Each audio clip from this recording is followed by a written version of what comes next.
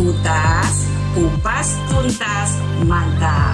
Yuk bergabung di Artikel Channel. Bismillahirrahmanirrahim. Assalamualaikum warahmatullahi wabarakatuh. Waalaikumsalam warahmatullahi wabarakatuh. Selamat pagi bidan-bidan cantik. Selamat pagi. Selamat pagi, Bu. Calon-calon bidan hebat. Amin. Ya, semangat ya. Semangat, Bu. Semangat. Salam sehat untuk semuanya. Ya, pada kali ini kita akan membahas tentang konsep berubah. Kenapa konsep berubah itu harus saudara pahami, gitu ya? Karena di sini saudara nanti dalam proses untuk berkembang, saudara pasti akan mengalami suatu perubahan dalam menempuh suatu karir ke depan, ya. Nah, perubahan itu mau tidak mau, suka atau tidak suka, pasti saudara harus lewati itu. Nah, perubahan itu sendiri adalah merupakan proses dinamis yang terjadi pada tingkah laku dan fungsi seseorang, keluarga, kelompok, atau komunitas.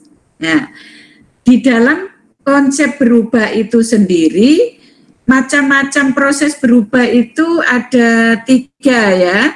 Ada yang perubahan spontan, kemudian perubahan ditinjau dari keterlibatan, perubahan ditinjau dari sifat-sifatnya nanti.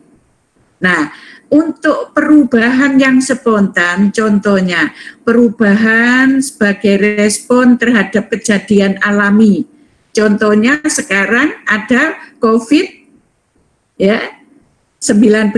Ini perubahan spontan ini dengan adanya kejadian alam, adanya suatu bencana, apa istilahnya, virus yang menyebar, itu ya. Perubahan yang terjadi tidak diramalkan atau tidak diprediksi, ya.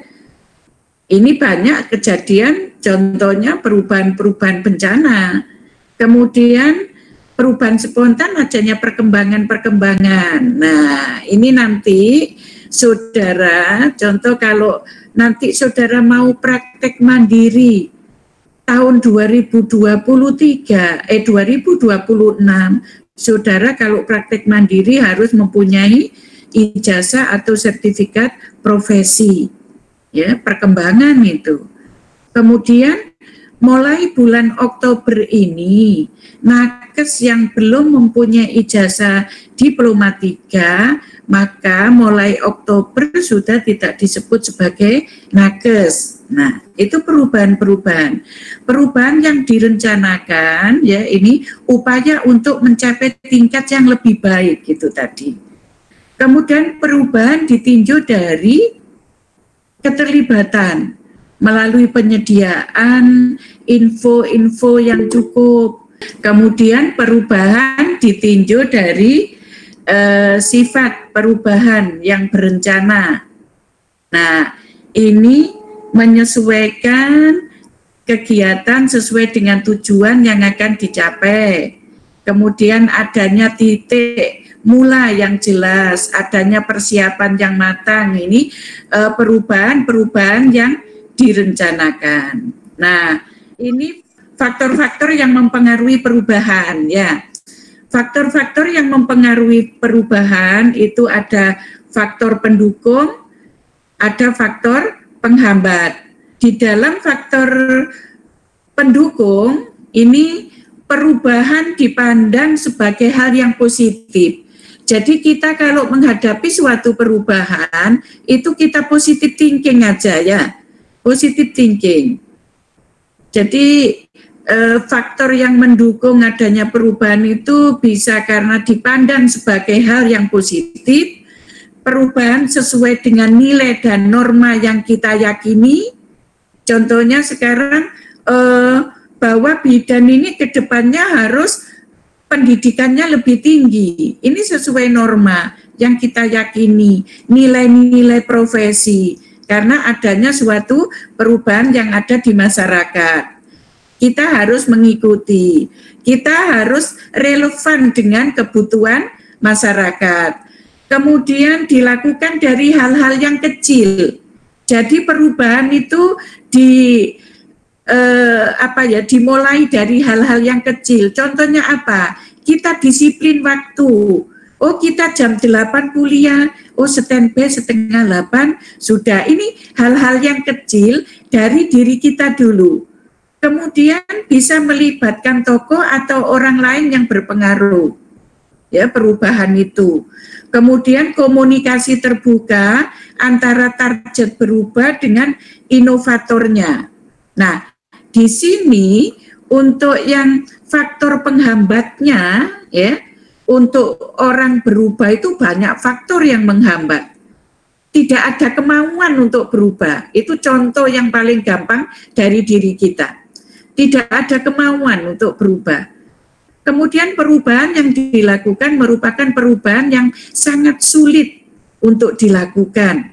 Jadi kita kalau mau berubah itu kita juga berpikir, kira-kira mampu nggak saya untuk ke sana, gitu ya.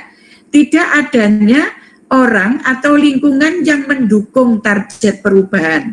Contohnya aja misalkan, saudara ingin meningkatkan kualitas pendidikan saudara, supaya saudara di tahun 2026, saudara bisa praktek mandiri, harus ngambil profesi gitu. Tapi tidak ada mendukung tuh di lingkunganmu, orang tuamu mungkin, keluarga, akhirnya tidak bisa mencapai itu. Itu merupakan penghambat, ya. Nah, di sini tahap-tahapan dalam proses berubah itu sendiri ada macam-macam, ya. Nah, menurut Rogers, ini konsep berubah yang sering dipakai adalah menurut Rogers, ini pengenalan perubahan dulu. Oh, saya nanti kalau seperti ini, saya akan seperti ini. Pengenalan dulu. Kemudian menerima atau menolak. Kalau sudah mengenal perubahan itu, contohnya ini kan ada di undang-undang contohnya, Undang-Undang Nomor 4 tahun 2019 tentang kebidanan. Di situ sudah diatur semuanya. Itu kalau kita tidak menanggapi dengan baik, ya tidak bisa ke sana. Saudara belum sudah reject. Sudah menolak duluan gitu. Sudah saya nggak sekolah aja, nggak jadi bidan nggak apa-apa misalkan gitu kan, mereject ya. Nah, Roger melihat bahwa tahap perubahan dari kemampuan individu untuk berubah, ya ini timbul kesadaran untuk berubah, ada aware kita menanggapi undang-undang ini, terutama undang-undang kebidanan, kita aware. Oh ya, karena masyarakat semakin maju, maka pendidikan bidan harus ditingkatkan. Itu ya, aware kita. Kemudian muncul, karena adanya aware tadi, sadar, maka akan muncul minat. Oh ya, kalau gitu saya harus sekolah. Itu interest. Ini saya contohkan yang gampang ya, interest. Kemudian mengadakan penilaian terhadap hal yang baru. Kita evaluasi, iya ya, masyarakat kita sekarang masyarakat milenial. Kalau nanti misalkan bidannya nggak berubah, bagaimana? Nanti apa bisa memuaskan dalam memberikan pelayanan? Kemudian uji coba terhadap hal yang baru, ada trial. Ya. Kemudian menerima perubahan setelah melakukan suatu percobaan dan berhasil. Akhirnya adaptasi kita. Itu menurut Roger dalam konsep proses perubahan. Kemudian ini lipid, ini ada juga ya pengenalan perubahan, kemudian menerima atau menolak. Ini kita sebagai change agents. Nah, lipid melihat keberhasilan perubahan dari segi change agent, inovator, pembaharu. Jadi kita sebagai makhluk sosial yang bermasyarakat, apalagi saudara nanti dalam suatu profesional atau wadah profesi, maka kita harus sebagai change agent, pembaharu. Buat siapa? Buat masyarakat-masyarakat kita yang kita layani. Change agent. Nah, di sini mendiagnosis masalah, kalau ketemu adanya masalah, kita diagnosa apa ya masalahnya, mengkaji motivasi unsur change agent, pembaharu, sumber daya yang dapat dimanfaatkan apa ya, kalau ada perubahan seperti ini. Jadi sumber daya terutama kalau saudara nanti di masyarakat, saudara harus bisa memberdayakan masyarakat di sekitar saudara, ya, mulai dari SDM maupun sumber daya alam yang ada di wilayah saudara. Kemudian menetapkan tujuan, menetapkan sesuai dengan unsurnya, mempertahankan perubahan. Kalau itu sudah terjadi perubahan, pertahankan itu. Bila perlu ditingkatkan. Nah, selama ini untuk mempertahankan ini yang sulit, ya, yang sulit. Lama-lama itu luntur. Nah, itu yang harus kita cari penyebabnya. Kemudian mengakhiri bantuan yang diberikan jika telah berhasil. Jadi kalau saudara sudah uji coba kemudian berhasil gitu ya. Nah, itu kita pertahankan. Nah, bentuk-bentuk perubahan itu macam-macam. Ada perubahan itu hanya menambahkan dari yang sudah ada, atau menggantikan total, memang itu ganti total, atau membangun kembali. Jadi berubah itu pertama itu kalau ada niat, insya Allah bisa. Tapi kalau sudah niatnya nggak ada, ya sulit gitu ya. Nah, ini tadi perubahan-perubahan prosesnya ada beberapa teori yang bisa saudara pakai ya. Kemudian tadi ada bentuk-bentuknya. Bentuk perubahan itu bisa hanya menambahkan saja, menggantikan, membangun kembali, menghilangkan pola perilaku lama, atau memperkuat pola perilaku lama ya. Nah, ini tingkat perubahan ya. Ini tingkat perubahan. Jadi adanya pengetahuan, perubahan pengetahuan, kemudian ada sikap ya. Sudah tahu maka orang akan bersikap ya. Mempunyai sikap attitude.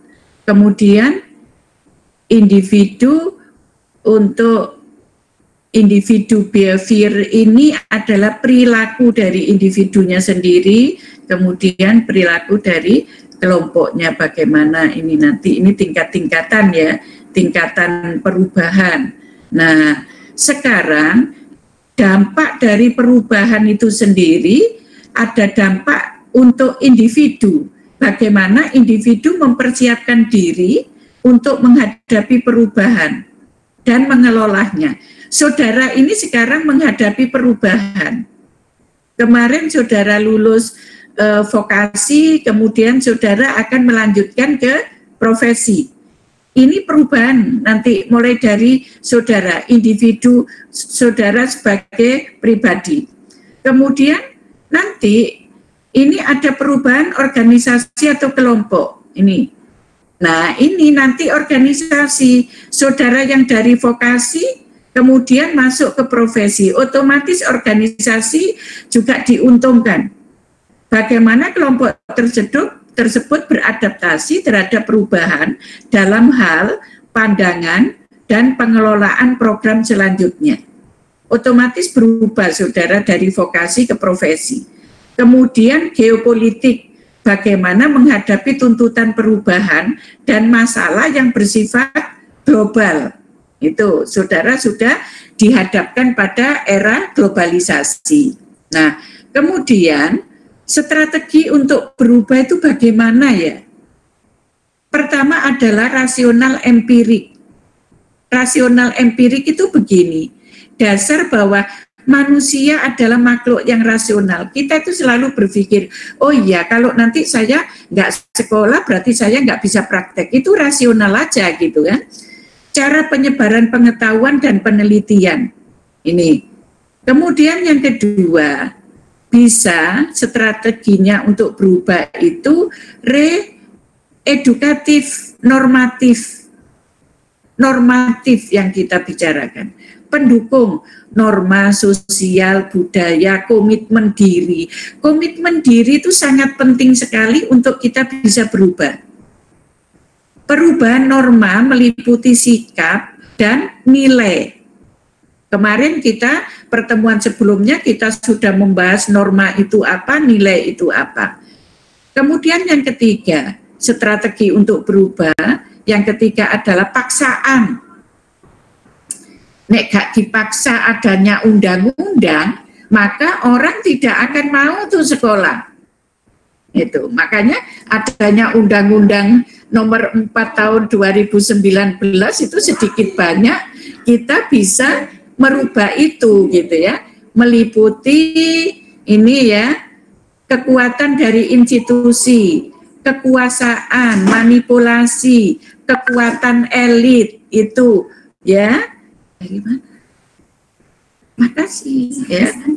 Itu. Nah, itu semua adalah strategi untuk berubah. Itu sedikit mungkin untuk konsep berubah, ada yang bisa didiskusikan? Masih belum, Bu. Masih belum, oke. Saya kira sampai di sini pertemuan kita. Terima kasih, mohon maaf kurang lebihnya. Selamat, salam sehat untuk kita semua. Wassalamualaikum warahmatullahi wabarakatuh. Jangan lupa subscribe, share, like, komen. Matur nuwun.